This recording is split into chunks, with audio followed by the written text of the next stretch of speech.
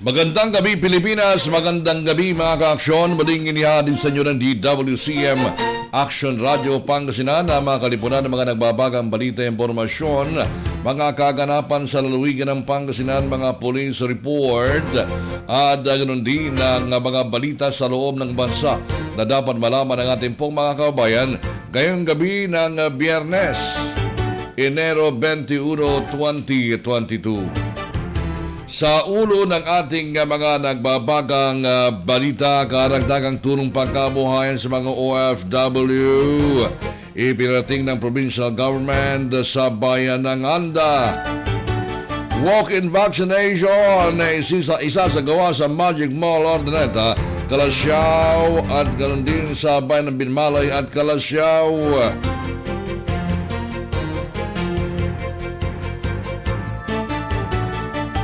Deadline sa pagbayad ng business taxes extended hanggang Pebrero 15, 2022 sa lungsod ng San Carlos. Samantalang patuloy pa rin ang pamahagi ng medical equipment sa mga barangay health center sa lungsod ng San Carlos. Sa mga balita sa loob ng bansa, ang mga gumaling mula sa COVID-19 sa Pilipinas lamang magpasta ng 3 milyon. Pagbabakuna sa mga opisina, pinaplansya. Pinoy na ayaw magpatulog sa COVID-19.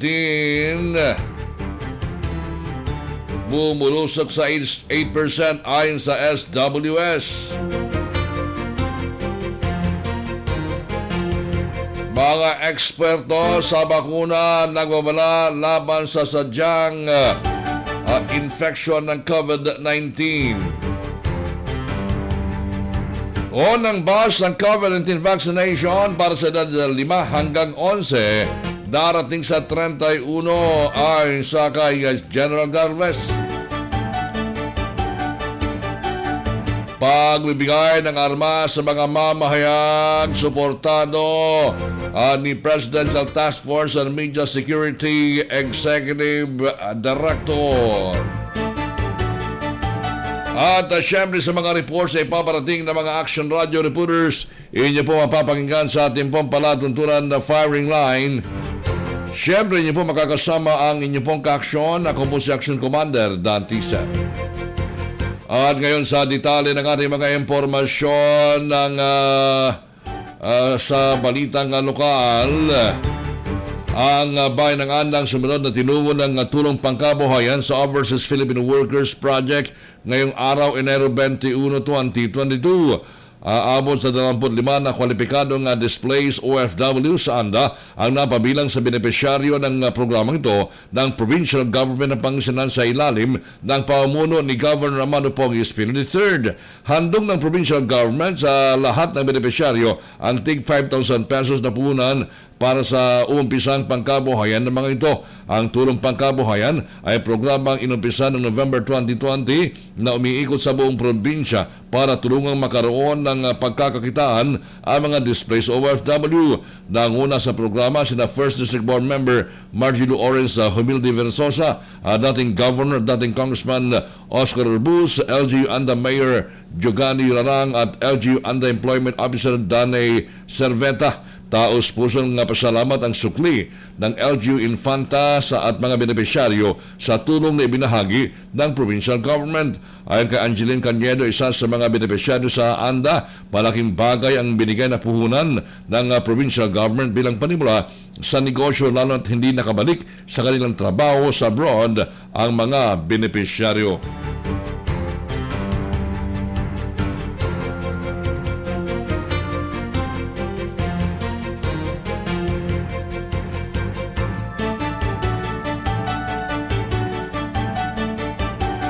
Samantala sa ilang pang mga impormasyon na balita, aabot sa 30 pulis sa lalawigan ng Pangasinan ng kabilang sa aktibong kaso ng COVID-19 sa probinsya hanggang nitong Enero 18 ayon sa Pangasinan Police Provincial Office. Sa isang panayam, napagalaman na ang ilan sa mga pulis na kinapitan ng COVID-19 ay nakaranas ng sintomas, sa mga ilan naman na ay asymptomatic. Sa ngayon, ang mga pulis ay naka-isolate sa isolation facilities ng kanilang lokal na pamahalaan at walaan niyang nakakaranas sa kanila ng severe to critical condition. Magkakaiman, ang bilang ng sabing mga pulis ay mababang porsyento lamang sa kabuuang police force ng probinsya at hindi naman apektado ang ibang duties ng mga police station sa lalawigan ng Pangasinan. Karamihan umano sa mga personal PPO ngayon ay fully vaccinated na kontra COVID-19 at 48% na ang nakatanggap ng booster shots. Ayon pa kay Asis, ang mga pulis ay regular na dumaraan sa trials upang ma-check ang kanilang kalusugan bago gampanan ang kanilang mga tungkulin.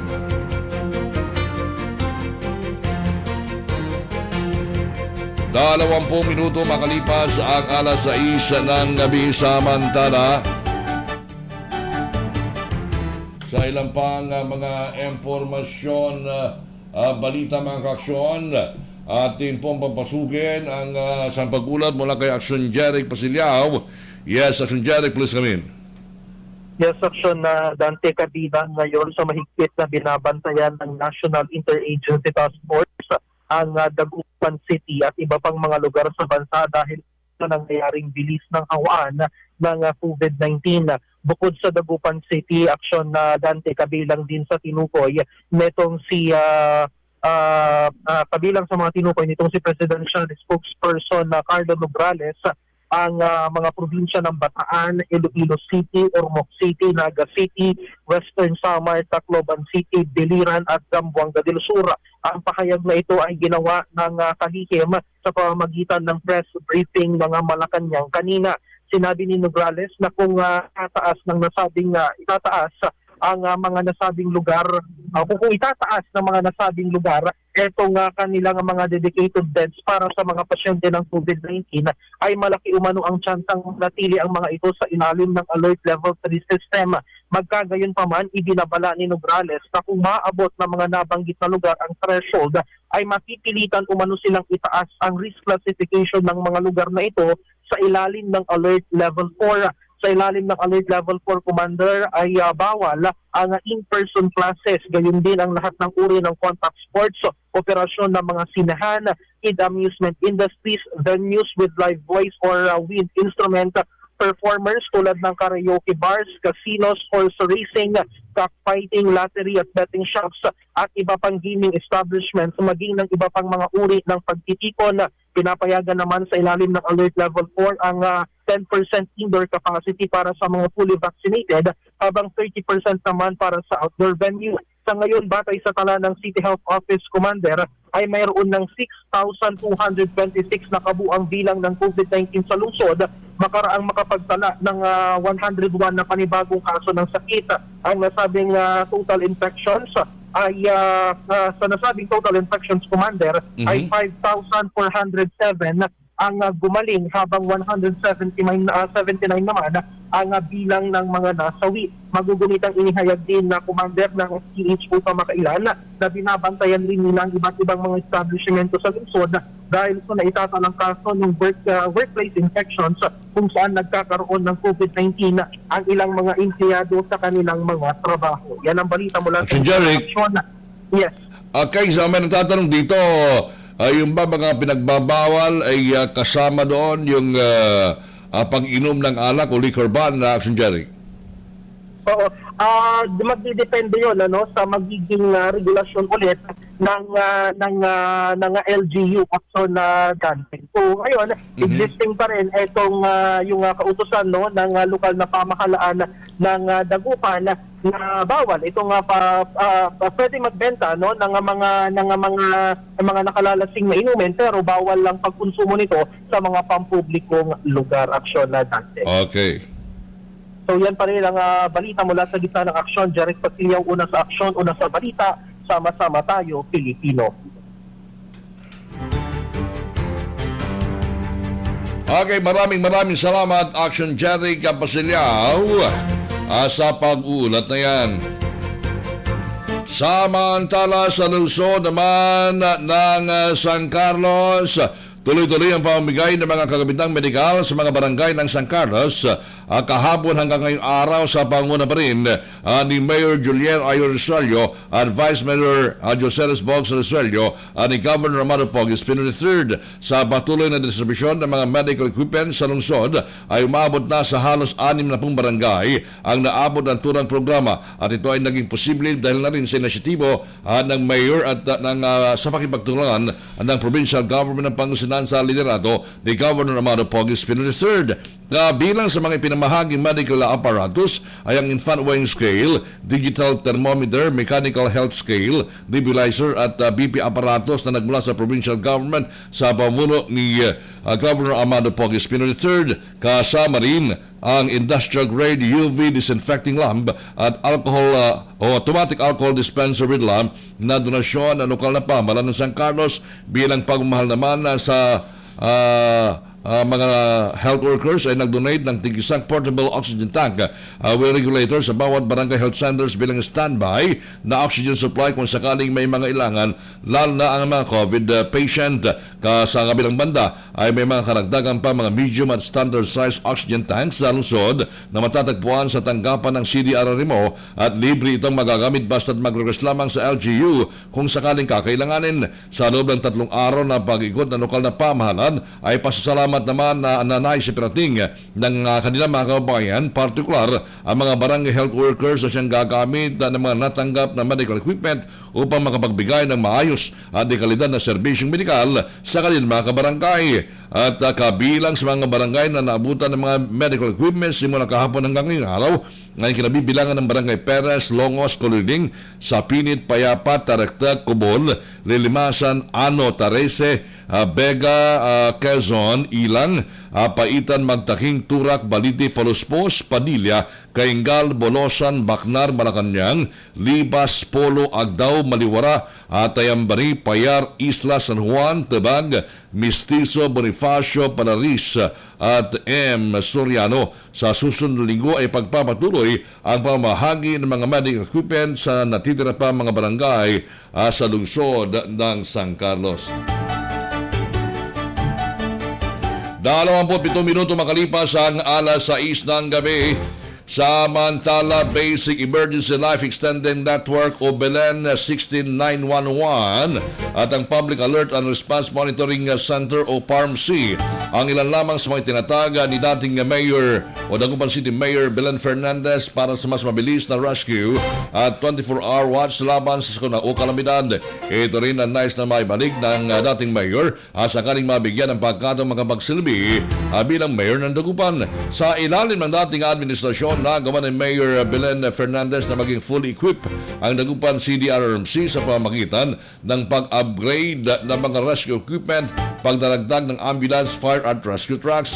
Sa paglusad ng emergency hotline 16911, maaaring mag-report o tumawag sa ng tulong sa CDRRMC at iba pang ahensya ng gobyerno gaya ng PNP Dagupan, BFP, Public Order and Safety Office o POSO, Women Protection at iba pa. I-activate ang CDRRMC, ibalik sa dati ang serbisyo ay napakabilis. Ayon pa kay dating Mayor Belen, sa ilalim ng dating administrasyon nakahanda rin ang syudad gamit ang mga modernong kagamitan sa Public Alert and Response Monitoring Center para sa 24 oras na pagumantay sa posibleng sakuna tulad ng lindol, earthquake o tsunami. Pahayag pa niya na ang disaster preparedness ay napakalaga at nagawa niya ito sa administrasyon niya ng handang-handa sa pagsanay ng mga rescue team.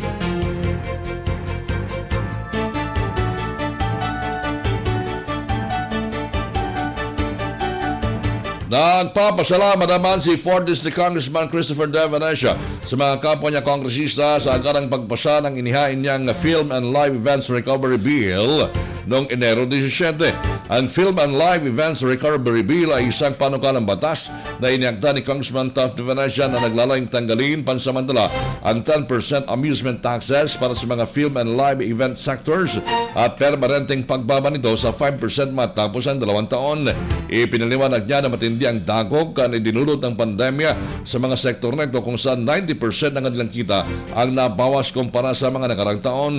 Umaasa siya na sa pagpasa ng House Bill number 10541 ay makakabawing muli ang mga creatives sa mga larang ito. Hinikayat din niya ang mga senador na ipasa rin ang batas na ito sa lalong madaling panahon.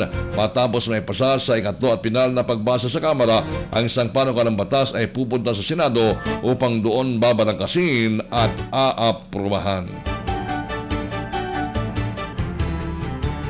Babalik po tayo mga ka-aksyon sa ilang pa mga impormasyon na balita makalipas po ang ilang mga paalala.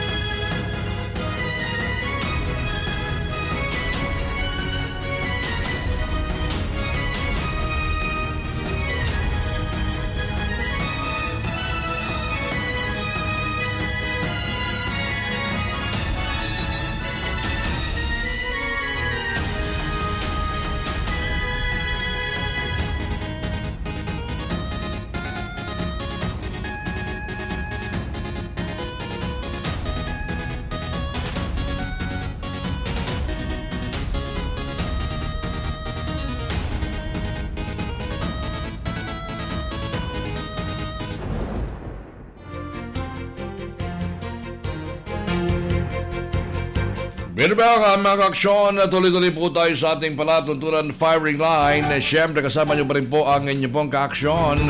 Ako po si Aksyon Kumander, Dante, Cera. Bilang konsiderasyon sa sitwasyon ng mga negosyante sa lungsod ng San Carlos na lubos na apektuhan ng patuloy na pagpairal ng quarantine restrictions sa syudad, minabuti ng LGU na pahabain ang panahon ng pagbayad sa business tax sa kanilang syudad mula sa naunang deadline na Enero 20, 2022 sa bisa ng Resolution Number 22-002, a resolution extending the deadline for time of payment of taxes, fees, and charges from January 20, 2022 to February 15, 2022 na nilagdaan o iniakda ni Konsehal Elpedio Pirmin at inaprobahan ng mga miyembro ng Sangguniang Panunsod. Ang extension na ito ay makakatulong sa mga negosyo upang makaiwas sa mga penalty bunsod ng naunang nakatalagang deadline. Inaanyahan ng lahat ng negosyante sa kanilang syudad na mag-renew, mag-apply at magbayad ng mga kinakailangang permit upang maging lehitimo ang kanilang mga negosyo.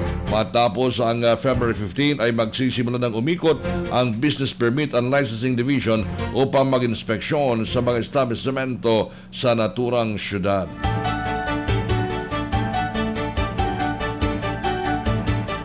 Samantala mga kaaksyon, ito po patuloy po ang pagtaas ng kaso ng COVID-19 sa ating po lalawigan po ng Pangasinan. Kahapon po nakapagtala ng 271 na karagdagang kaso ng COVID-19 samantalang 145 ang nakarecover at 3 ang namatay. Dahil dito ay maabot na sa 1,258 ang kabuang bilang ng namatay sa lungsod ng Dagupan at sa buong lalawigan ng Pangasinan. Samantalang umaabot na rin sa 38,930 ang kabuuan ng kaso ng COVID-19 sa buong lalawigan po ng Pangasinan. Samantalang 35,509 ang nakarecover sa COVID-19. At ito po sa ngayon ay meron pong 2,163 na active cases ng COVID-19 dito po sa ating lalawigan po ng Pangasinan. Ito po mga kaaksyon ay patuloy sa monitoring na ginagawa ang Provincial Health Office upang malaman ang mga aktibong kaso sa iba't ibang mga bayan at lungsod sa buong lalawigan po ng Pangasinan. Ito po mga kaaksyon, ang mga bayan at lungsod na mayroong mga aktibong kaso ay kinabibilangan ng Agno 8, Aguilar 36, Alaminos City 37, ang Alcala 25, Anda 1, Asingan 47, Balonggao 33, Bani 21, Basista 18, Bautista 51, Bayambang 42, Binalonan 20, Binmali 78, o 0 po ang Bulinaw, ang Bugalyon 77, ang Burgos 5, ito pong bayan ng Calasiao ay 136, ang lungsod ng Dagupan 279, 0 ang Dasul, 0 ang Infanta, Labrador 21, Lawak 1, Lingayen 175. Kahapon po nakapagtala ng karagdagang 32 bagong kaso ang bayan po ng Lingayen. Ang Mabini wala pa, Malasike 99, Manawag 40, Mangaldan 80. Ito pong bayan ng mga Taram 36, Mapandan 33, Natividad 10, Pusurubio 44, Rosales 70, San Carlos City 87, San Fabian 47, San Jacinto 41, ito pong San Manuel is 20, San Nicolas 20, San Quintin 4, Season 50, Santa Barbara 76, Santa Maria 17, Santo Tomas 14, Aswal 11, Tayug 46, 39 ang Umingan, Orbistundo 14, Ordaneta City is 139 at ang bayan po ng Villasis ay meron pong 25 cases, mga kaaksyon po natin. At eto, tingnan po natin, mukha yatang nakapagtala ang bayan po ng Mangaldan ng karagdagang kaso ng COVID-19 po sa ngayong araw. tingnan po natin. At eto po, medyo tumataas din ang kaso po riyan. Kahapon nakapagtala po ang linggihan ng 32. Mga kaksyon po natin, okay. So COVID situation as of January 20, kahapon pa ito, ay meron pong siyam na kaso kahapon, pero eto hindi pa na ibabato po ngayon. Eto pong kaso po, pero yung nga po mga kaksyon ay talagang patuloy po ang pagtaas ng kaso ng COVID-19 sa iba't ibang mga bayan. I-update po natin itong linggihan kahapon ay nakapagtala po siya ng 32 na panibagong kaso, mga kaksyon po natin.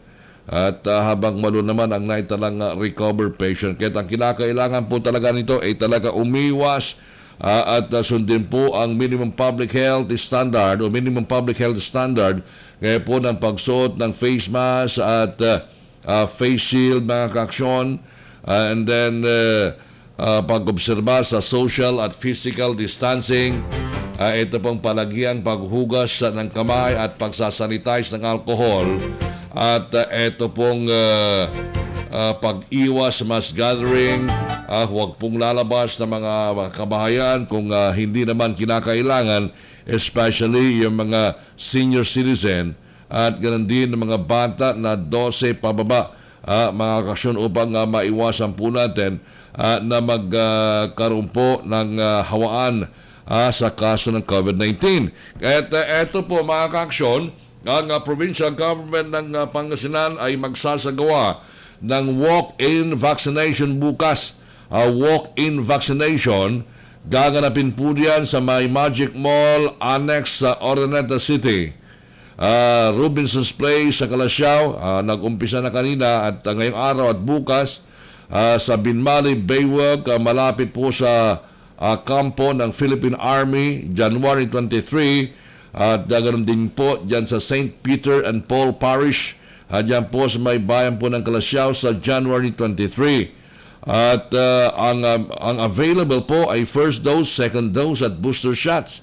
At ang mga vaccine na available po ay ang Pfizer, Moderna, Sinovac at AstraZeneca para po sa first at second dose. Ulitin ko, Pfizer, Moderna, Sinovac, AstraZeneca para sa first and second dose. Samantalang ang booster shot po, mga kaksyon, ay ito pong AstraZeneca. Ang gagawin po lamang ay magdala po ng government issued ID, magdala ng medical certificate or medical clearance para po sa mga bata na may comorbidities, mga bata na ages 12 to 17 years old ay dapat nasamahan ng kanilang mga magulang o guardian. At yung pong magpapa-booster o kaya sasailalim sa second dose ay dapat dalhin ang inisyo po na vaccination card, mga kaksyon po natin. At yun po, ugaliin po natin, mga kaksyon, na tayo po ay magpabakuna. Yan po ang magiging protection po natin sa ating pong o sa araw-araw na po ang nating ginagawa. Dahil syempre pag tayo po tayo po, mga kaksyon, ay hindi po magpapabukuna, pero syempre apektado po tayo lahat. Di po ba? Syempre kung hindi ka nang pabakuna ay susceptible ka o vulnerable ka sa pag-acquire ng COVID-19 virus, mga kaksyon po natin. At hindi lamang po yan. Siyempre, pag palagi ka po sa labas, mga kaksyon po natin, eto po, pag palagi po sa labas, ay talagang hindi natin alam kung naiuwi na ba natin eto mga virus na to at maapektuhan ang ating pong mga pamilya. At siyempre, pag tayo po ay magpapabuna, ay huwag po tayo matatakot. Siyempre, pag halimbawa, nilagnat po tayo o may konting sinat, epekto po yan ng bakuna. Kaya nga po ng ordinaryong bakuna para po sa mga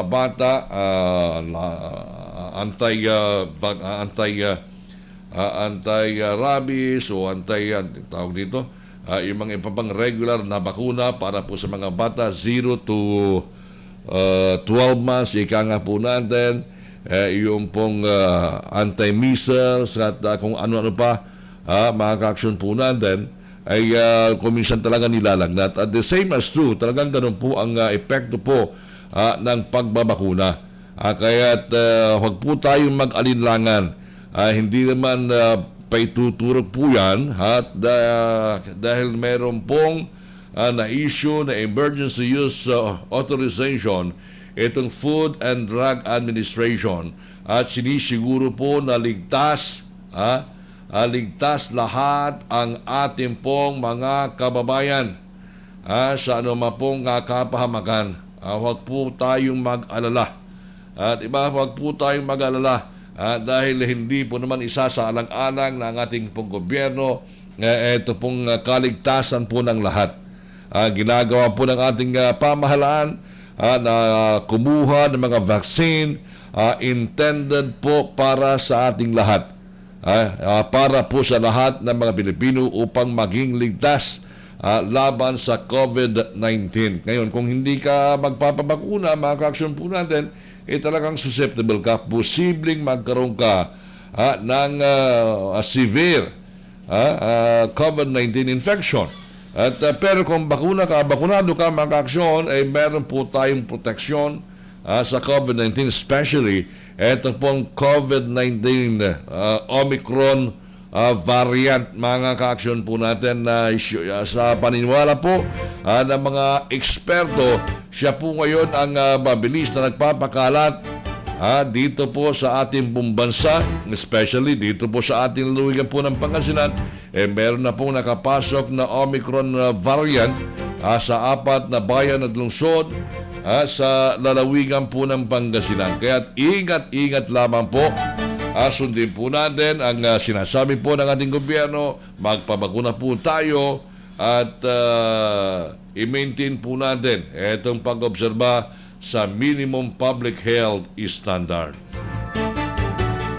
5 minuto bago sumapit ang alas 7 po ng gabi, samantala nakapagsawawa ang lalawigan ng Pangasinan o provincial government ng Pangasinan ng 4 na serye ng tulong pangkabuhayan sa OFW project ngayong linggo. Aabot sa 100 displaced overseas Filipino workers o OFW sa iba't ibang mga bayan mula po sa Alcala na ginanap noong January 18, Aguilar noong January 19, sa bayan ng Sual kahapon at ngayon po ay sa bayan po ng Anda. Isinagawa ngayon na kung saan tumanggap ng tig 5,000 pesos financial assistance ang bawat OFW, mga ka-aksyon, sa ilalim po ng tulong mga pangkabuhayan sa OFW project na pinangungunahan ng provincial government ng Pangasinan. Ito po, mga ka-aksyon, ay component flagship program o flagship recovery program ni Governor Amado Pogi Espino III na ito kasama sa tinaguriang Abig Pangasinan. Ang tulong pangkabuhayan ng OFW project ay nasa pangalawang edisyon na at tumutulong sa mga displaced OFWs na makapagsimula ng kanilang mga livelihood at mga maliliit na negosyo sa pamamagitan ng financial assistance and basic financial management seminar, mga ka-aksyon po natin. At ayon nga kay Sangguniang Panlawigan ng Majority Floor Leader si Board Member Nestor Nicoboy Reyes, na kung saan tinitigdan ng gobyerno ngayon kung paano kayo matutulungan. Ito po ang ginagawa ng provincial government. Binibigyan kayo ng pagkakataon na kahit papaano ay makatayo ulit. You are the modern day heroes. Anya, mga ka-aksyon po natin. Ito pong programa ay pinangungunahan ng Provincial Employment and Services Office o PESO kasama ang Provincial Migration and Development Council o PMDC sa ilalim ng supervisyon ni First District Board Member Margilo Orange Humilde Versosa. Isang livelihood and training project para po sa mga displaced OFWs na apektado ng COVID-19 pandemic. Nakita po ng provincial government na marami sa inyo mga OFWs ang halos walang kinita at lalong-lalo na hindi pa nakabangon sa pamumuhay kaya't nabuo ang tulong pangkabuhayan sa OFW project at tanging ang Pangasinan lang sa buong bansa ang may assistance sa mga OFWs gaya nito ayon kay Board Member Versosa. At sinabi naman at siniguro ni Provincial Employment Services Officer Alex Ferrer sa Aguilar noong January 19 na ang provincial government ay magpapatuloy na mag-iimplementa ng proyekto kasama ang ilang pa mga programa upang maiangat ang pamumuhay ng mga Pangasinense. Asahan po nyo na sa ilalim ng leadership ni Governor Amado Pogue Espino III sa tulong ng iba't ibang sangay ng provincial government ay patuloy na mag-iisip at magsasagawa ng iba't ibang programa para makarecover ang ating bayan, ang ating lalawigan at ang mga mamamayan. Ang mga beneficiary ng proyekto ay pinili ng Municipal Migrant Desk Officer at pinili base sa naging rason ng kanilang repatriation. Ang bilang ng buwan o taon na ang isang OFW ay nagtrabaho sa ibayong dagat at ang sitwasyon ng na-displaced na OFW. Naman po natin na etong talagang ang kinikita po nila nung nasa abroad po sila ay binibigay po nila lahat sa kanilang mga pamilya, ay pinapadala lahat. Ngayon nung nagkaroon po ng COVID-19 pandemic ay wala po silang ipon at nagsara ang kumpanya ang kanilang pinapasukan or hindi na kaya silang paswelduhan ng kanilang mga amo kaya't sila po ay pinauwi at walang mapag-umpisahan. Kawawa po ang pamilya, wala po mga trabaho, nag-aaral pa ang mga anak, hindi nila alam kung saan kukuha ng kanilang araw-araw na pamumuhay. Yun po mga kaksyon po natin. Kaya yun ang naisipan ni Governor Amado Pogue Espino III para makatulong sa sambayanan, makatulong sa mga pamilya ng mga OFWs upang makapag-umpisa ulit. At maiangat ang pamumuhay ng bawat OFW, displaced OFW dito po sa ating pong lalawigan ng Pangasinan. Kaya eto po, ayon naman kay Sual Mayor Lesildo Dong Kalugay ng Bayan ng Sual, na kung saan nagpahayag din ng kanyang appreciation sa provincial government at especially kay Governor Espino para sa walang humpay na serbisyo na dinadala sa kanilang bayan. Hindi nagpapabaya ang provincial government ng Pangasinan at ang LGU Sual upang matulungan kayong mga OFWs ayon pa kay Kalugay. At sinabi naman at pinuri ni Mayor Jogani Ranang si Governor Amado Pogue Espino III sa pagdadala ng tulong pangkabuhayan sa kanilang bayan ngayong araw na makakatulong sa mga OFWs upang magkaroon ng oportunidad sa kanilang pamumuhay. Mga kaaksyon po natin. Kaya eto po, mga kaaksyon po natin, ay talagang ibinibigay ang lahat sa kanila po mga abot ng kanilang makakaya. May extend ang tulong ng provincial government para po sa mga displaced OFW na kung saan naghihikahos ngayon at lubos na naapektuhan ng COVID-19 pandemic. Babalik po tayo mga kaaksyon sa ilang pang mga impormasyon na balita sa ating pong palatuntunan firing line. Makalipas po ang ilang mga paalala.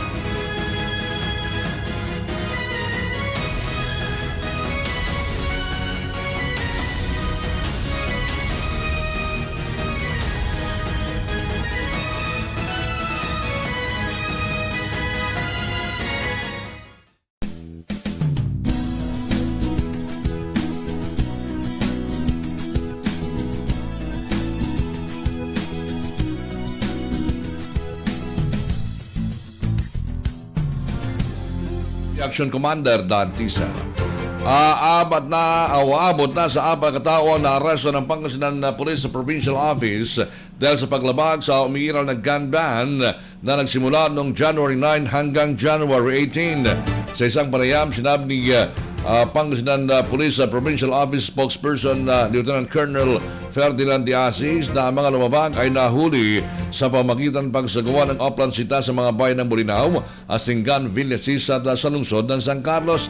Kabilang sa mga nakumpisang baril ang improvised caliber 5.56 pistol, caliber 38, caliber 30 revolver, dayon din ng isang patalim at 21 piraso ng bala para sa caliber 5.56.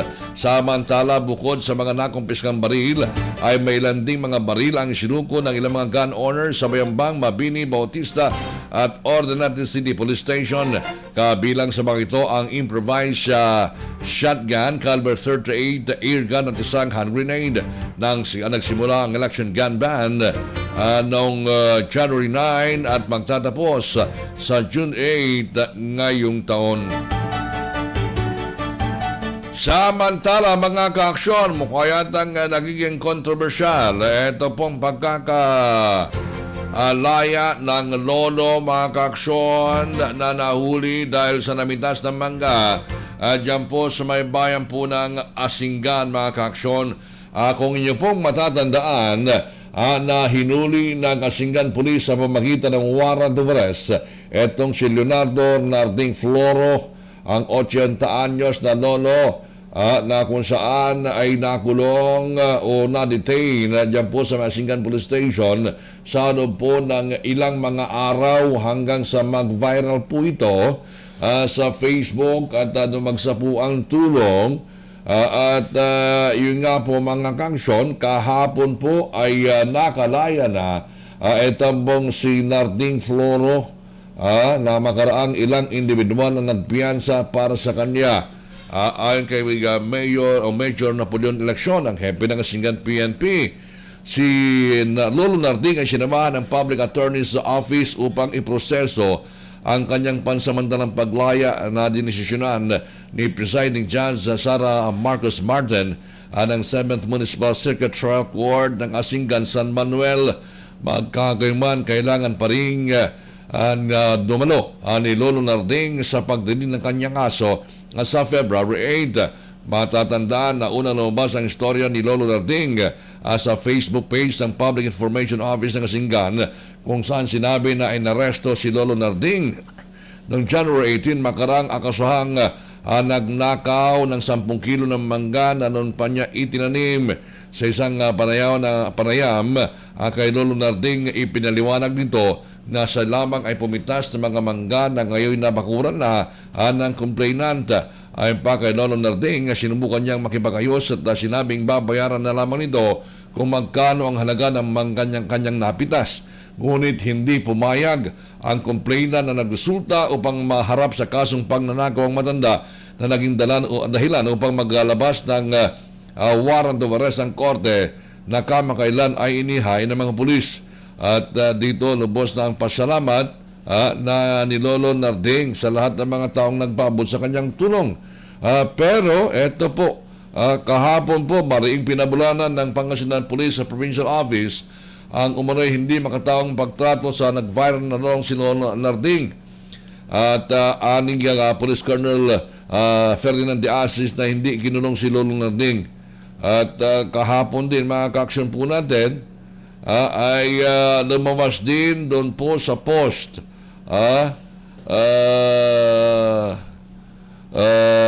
na kung saan po nag-ambag-ambag ito pong mga police di umano na kung saan po para makapagpiyansa mga kaaksyon po natin. Kahapon po yung nga po sa naging pahayag nitong mga taga-Asingan PNP, mga kaaksyon po natin, ay sinasabi po rito na nag-chip in daw mga kaaksyon. Sinasabing nagtulong-tulong ang kapulisan para mabuo ang bail na 6,000 pesos ni Lolo Narding. Mga aksyon po natin at yun naman ang naging naging ipinarating kay Chief PNP Leonardo Carlos na kung saan ito raw kapulisan ang siya nagtulong-tulong upang makapag-piyansa, mga kaaksyon po natin. At voluntary raw, pero ito ngayon, mga kaaksyon, itong isang Sherwin Lim, mga kaaksyon po natin, ay nagsasabi na hindi naman daw nag-ambag-ambag ito pong mga kaaksyon. At ito po, mga kaaksyon, sinasabi sa kanyang videos, mga kaaksyon, nagpunta po siya roon dahil ito ay sinasabi niya na hindi naman daw yung mga pulis ang tumulong, mga kaaksyon po natin. At yun po ang kanyang sinasabi sa kanyang Sherwin Lim TV. Ano ba ang katotohanan dito, mga kaaksyon po natin? Ano ba ang totoo rito? Sino nga ba ang tumulong?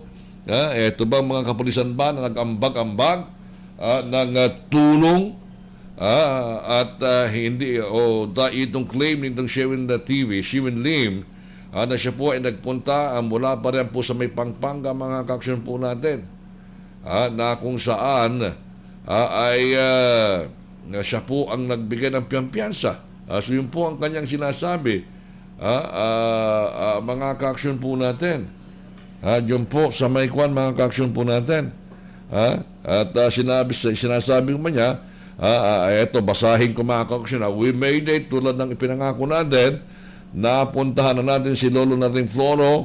Huwag na po kayo mag-alala, binigyan natin siya ng pampiyansa.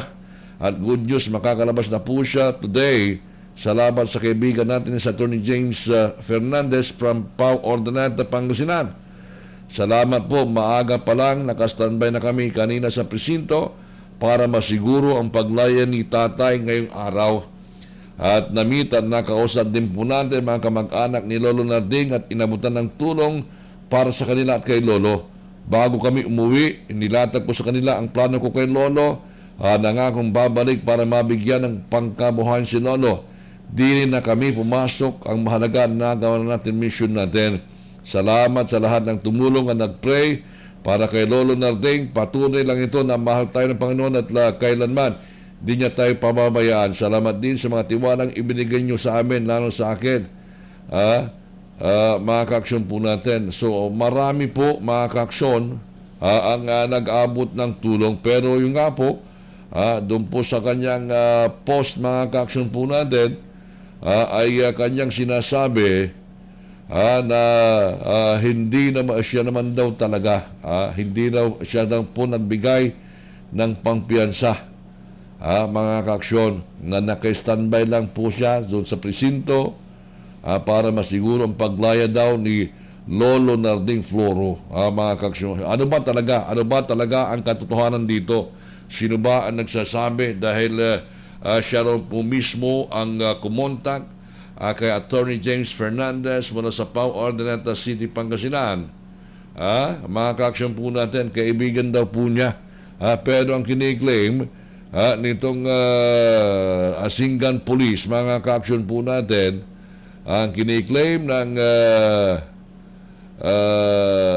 ng Asingan Police ay ito po, nag-contribute daw po sila, nag-chip in daw po sila sa kanilang ano ba talaga ang totoo dito, Major Election Sir. Ano ba talaga? Sino ba talaga nagpiyansa? Nag-chip in ba ang kapulisan? At upang mapiyansahan, sino ba ang kumontak nga ng tagapaw? At ito po, pero ang kiniklaim po nitong si Sherwin Lim ay kaibigan daw po niya si Attorney James Fernandez mula sa Pau Ordonata.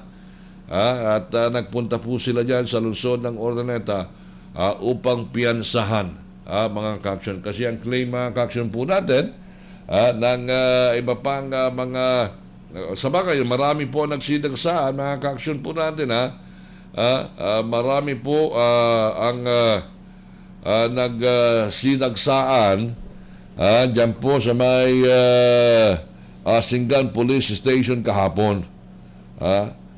Marami po ang nagsinagsaan na nagbigay ng tulong kay Lolo Narding Floro, mga ka-aksyon. So ano ba talaga? Pero yung nga po ay nakakahiya po ang Singgan Police kung ganyan. At ang sinasabi po nila, nag-chip in po sila. Dapat ding pabulaanan po yan, ano? Dapat po din yung pabulaanan din yan. At nang sa ganun ay kung may katotohanan ba ang sinasabi nitong si Sherwin Lim na ito po na isang vlogger din, isa ring negosyante, at siya po ay kumontak doon po sa nagpunta mismo po riyan, pero hindi po siya nabanggit dyan. Sa bagay, hindi na po niya tinitik ang credit. Pero ang report ng kapulisan, dyan po kay Chief PNP Junardo Carlos, nag-chip in po sila, nag-ambag-ambag po sila para makapagpiyansa itong si Lolo Narding. Pero in truth and in fact pala ay hindi naman pala. Ano ba yan? Para mapaganda lang ang inyong mahi, ay gagawin po nyo yan. Mga kaksyon po natin, totoo ba yan? Eto, kaninang umaga pa nag-viral. Ito pong, meron na pong 147,000 views. Ito pong post at blog nitong si Sherwin TV. At sinasabi po niya na siya po ang nagpiyansa, siya po ang kumontak ng abogado at nagbigay ng tulong para po makalaya si Lolo Narding Floro. Siguro dapat i-contest po yan. Magbigay din ng pahayag itong Singgan na pulis hinggil po sa naturang pangyayari. Nakakahiya.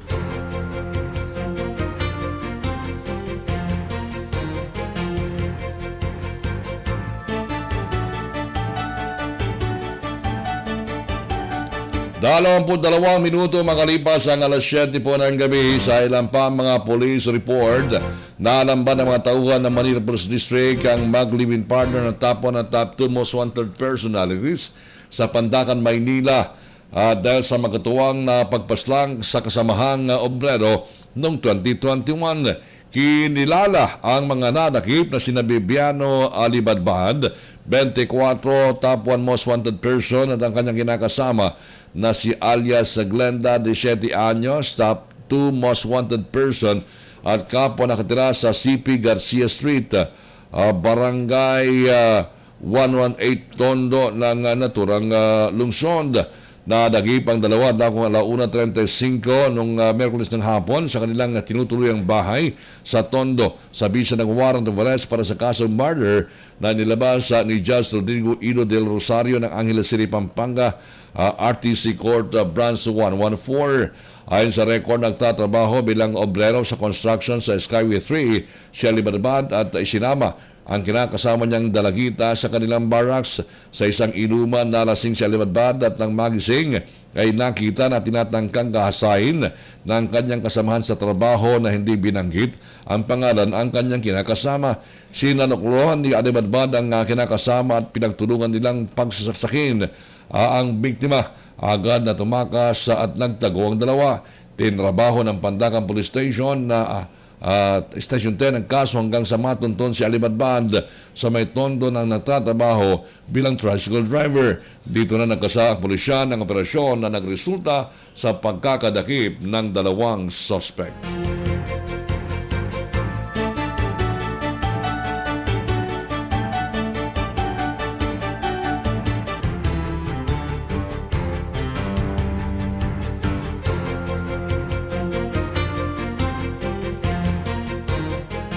Samantala sa iba pang mga police report, patay naman ang isang welder ng ginitan at barilin pa sa ulo nang hindi pa nakikil ang suspect amang sakay ng kanyang motorsiklo sa Quezon City.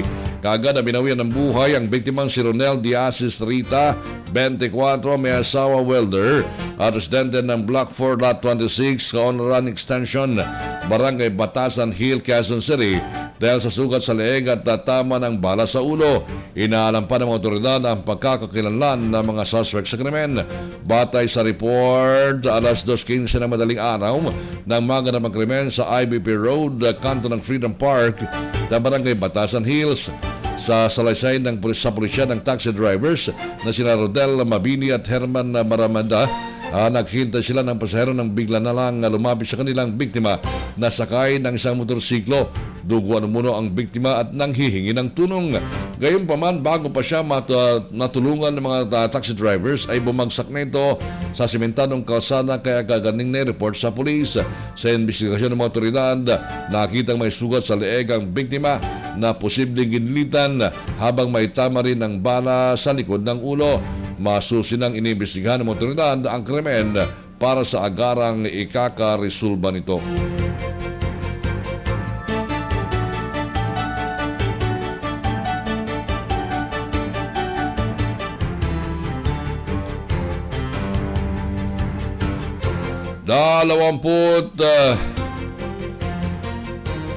Limang minuto makalipas sa ang alas 7 po ng gabi sa ilang pang mga impormasyon, balita sa mga police report.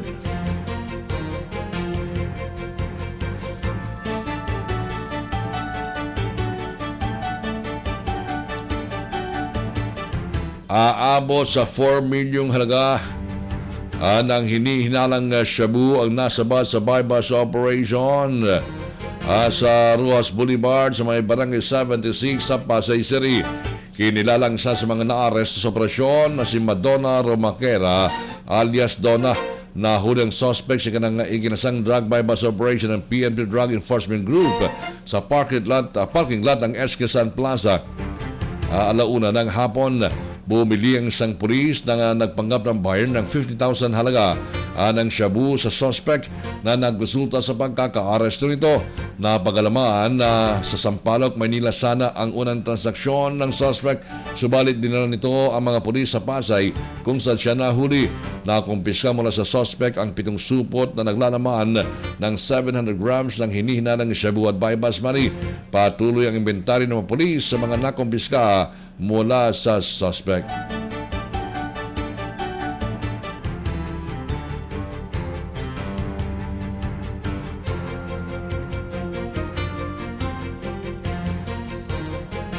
Dalawamput 8 minuto makalipas ang alas 7 po ng gabi. Sa iba pang mga impormasyon, balita mga kaaksyon.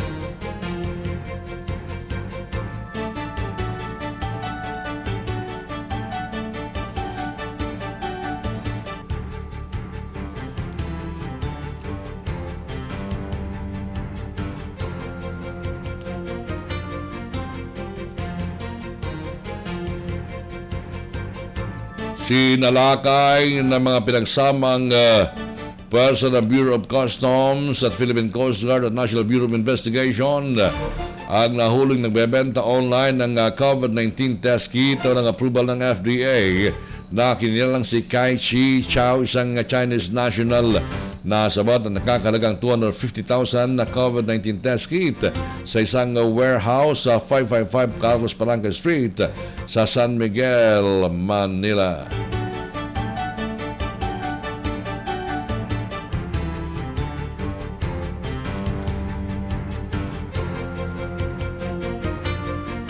Samantala, sa iba pang mga impormasyon, balita mga kaaksyon,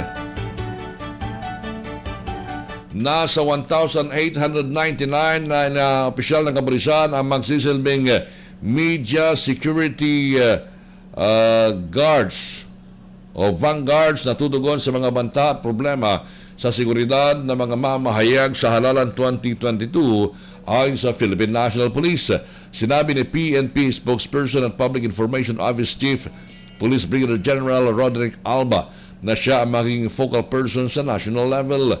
We are total strong of 1,899 899 anya sa pagbukas ng programang Media Security Vanguards ng Presidential Task Force of Media Security o PTFOMS.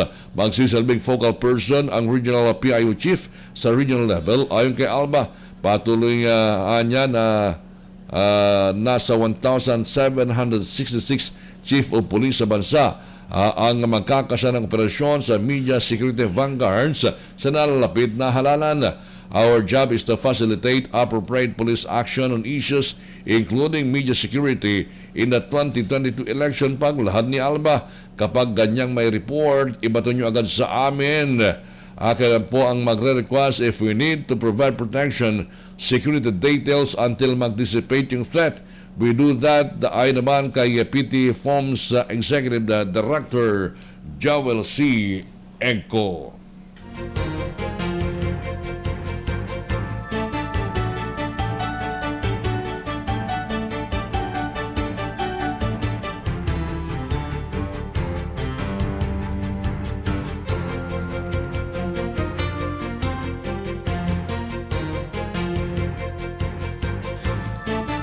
Samantala, sa iba pang mga impormasyon balita,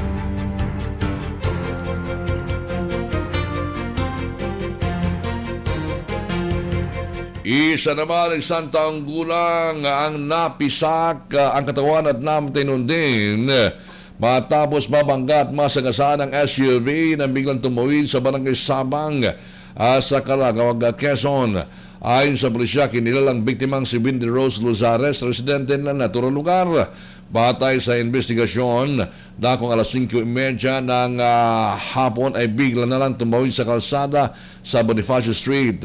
Hindi na naiwasan ng sima na si Hiel Gomez na nagmamaneho ng Mitsubishi Expander ang paslit sanhi upang masagasaan. Agad na sinugod ang biktima sa St. Peter General Hospital, ngunit idinikrang dead on arrival ng doktor. Babalik po tayo mga kaaksyon sa ilang pang mga impormasyon na balita sa ating pong palatuntunan na firing line. Makalipas po ang ilang mga paalala.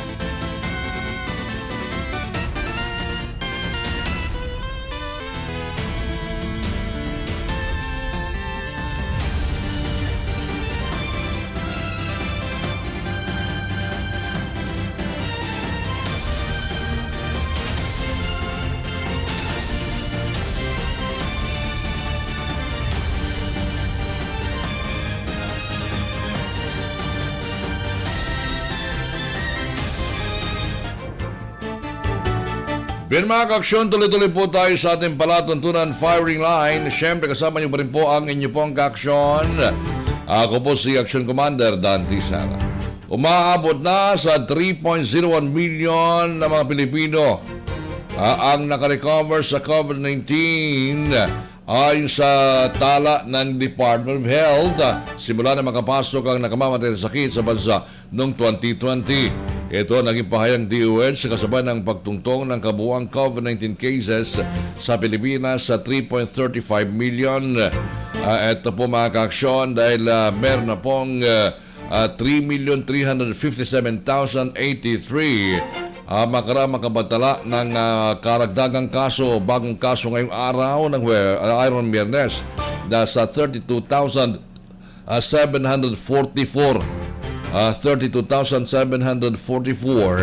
samantalang namatay ngayong araw ang karagdagang 156 upang umabot na ang total death toll sa 53,309 sa kabuang bilang ng mga naitalang kaso sa bansa 8.7% o 291,618 ang aktibong kaso.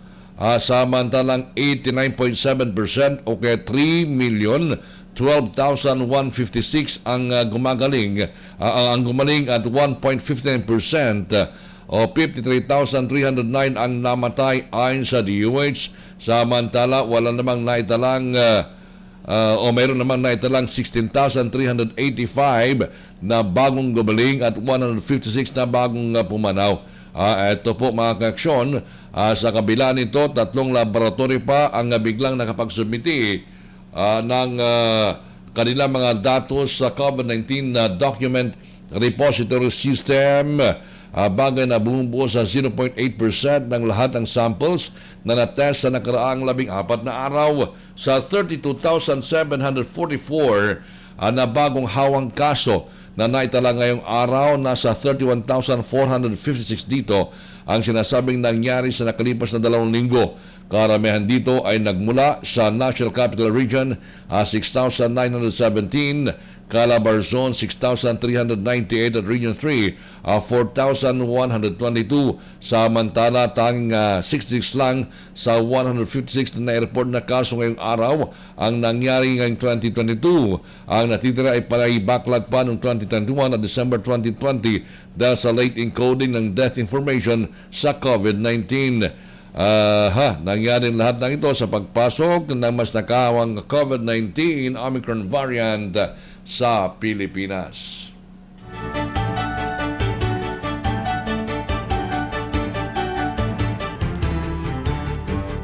Lalo pang kumonte ang bilang ng mga Pilipino na ito po mga kaaksyon nag-aalilangang magpapakuna laban sa COVID-19 ayon sa latest survey ng Social Weather Station o SWS. Sa SWS survey na sinagawa noong December 12 hanggang 16, bumaba patong 8% ang mga Pilipinong edad 18 anyos pataas na nagsasabing ayaw nilang magpatulog laban sa naturang sakit. Ito ay malaking pagbagsak mula sa 18% na naitala noong September 2021. Samantalang ang mga hindi magpapabakuna 8%, malamang hindi magpapabakuna 1% o kaya siguradong hindi magpapabakuna 7%. Samantalang ang magpapabakuna 35%, malamang magpapabakuna 3%. Samantalang siguradong magpapabakuna ay 33%. Hindi tiyak kung magpapabakuna o hindi, 6%. Or those unvaccinated, the December 2021 survey found 35% willing to get vaccinated, consisting of 33% saying they will surely get vaccinated and 3% saying they will probably get vaccinated ayon sa SWS. Survey also found only 6% saying they are uncertain about getting vaccinated, down from 19 in September 2021, 24% in June 2021, and 35% in May 2021. Lumalabas din sa survey o December survey na nasa 50% ang nag-ulat na nakakuha sila ng hindi bababa sa isang dose ng COVID-19 vaccine. 2 dose 38%, isang dose 13%. Kasalukuyang nagpapatupad ng kontrobersyal na no bakuna na palabas at no vaccine no red policy sa Metro Manila. Ano pa lugar hanggat nasa ilalim ng alert level 3 pataas ang mga nabanggit. Kung ikukumpara noong September 2021, ang porsyento ng ayaw magpabakuna batay sa edad ay bumaba patungong single-digit levels sa lahat, maliban sa mga 55 years old pataas. As in past surveys, the percentage of those unwilling to get the COVID-19 vaccine tends to be higher among the older age group than the Panang Research Group. Ito ang porsyento ng ayaw magpabakuna, 18 years old hanggang 24 anyos, 6%, 25 anyos hanggang 34 anyos, 5%, 35 years old hanggang 44 anyos, 6%, 45 years old hanggang 54 years old, 8%, at 55 years old pataas, 14%. Bagamat mataas-taas ang bilang ng huling age group, bumaba rin ito mula sa nooy 18%. Bumaba rin pare-pareho sa Metro Manila, Balance, Luzon, Visayas at Mindanao ang ayaw magpaturok ng gamot, pati na rin sa lahat ng education levels. Gayunpaman, tanging 21% pa lang ang nakakakuha ng 2 doses sa mga non-elementary graduates sa mga na-survey. Ang 4th quarter 2021 SWS survey ay kinsa gamit ang harapang panayam ng 1,440 katao, mga 18 pataas sa buong bansa, 360 mula sa Balance, Luzon, Metro Manila, Visayas at Mindanao.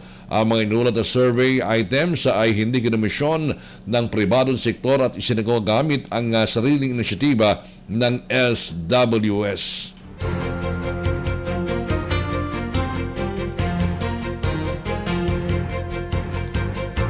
Samantala mga ka-aksyon, eto po mga ka-aksyon, nasan po yung sinasabi na eto po ay lalabas na etong pagbabakuna sa bagong sa 5 to 11 years old, dahil darating na po ang unang batch ng COVID-19 vaccination para sa edad 5 hanggang 11 anyos sa darating na Enero 31. Ito naman ang kinumpirma ni Vaccine Czar Carlito Galvez Jr. na ang unang batch ng COVID-19 Pfizer vaccine na nakalaan para sa edad 5 hanggang 11 ay darating sa pagtapos ng buwan. Halos 1.2 milyong bakuna ang darating sa Enero 31, kung saan 780,000 ang ilalaan para sa bata ayon sa Secretary. Ang ating programa sa national vaccination, nakita natin we started slow dahil kasi nagkaroon ng problema sa ating global supply, and we were able to procure more than enough for our healthcare workers, for our seniors, for our people, and even for our children. Pagbigay din pa niya. Base sa opisyal, plan ng pamahalaan na bakunahan ang naturang age group sa unang linggo ng Pebrero. Inanunso rin niya na darating ang ikalawang batch ng mga bakuna sa February 7 na tinatayang nasa 1.6 million.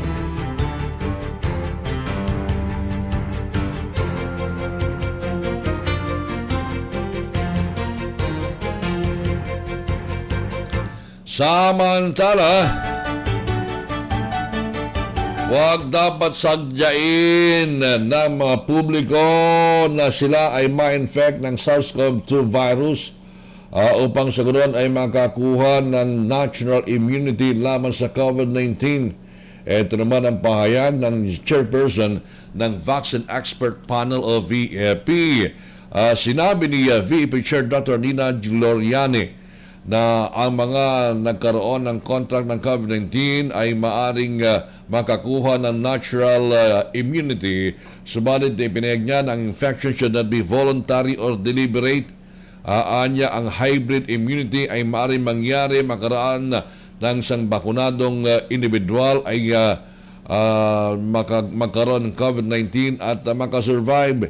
Pero anong sasabihin ko dyan? Mabuti kung ang breakthrough infection ninyo ay mild hanggang moderate, siguro magkakaroon kayo ng boosting ng immunity. Pero kung magiging severe yun, hindi yun maganda. So hindi natin titignan na magpapa-infect na lang tayo.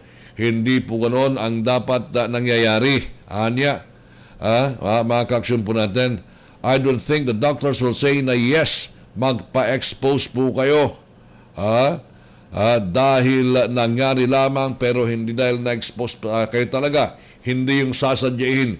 Hindi natin gustong mangyari yan kasi alam natin kung ano ang magiging resulta sa inyo ani Gloriane. At nagbabala si Gloriane ng COVID-19 infection ay maaring magresulta to severe form of disease or even death. Pwedeng sa isang bata na maganda ang kanyang immunity, general health status, magre-recover siya.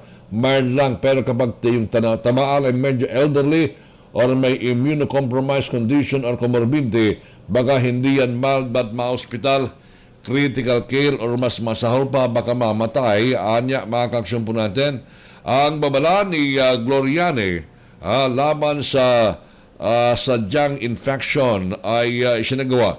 Makarang sa bagong pag-aaral nagpapakita sa nakarang surge ng COVID-19 cases dahil sa Delta variant sa United States.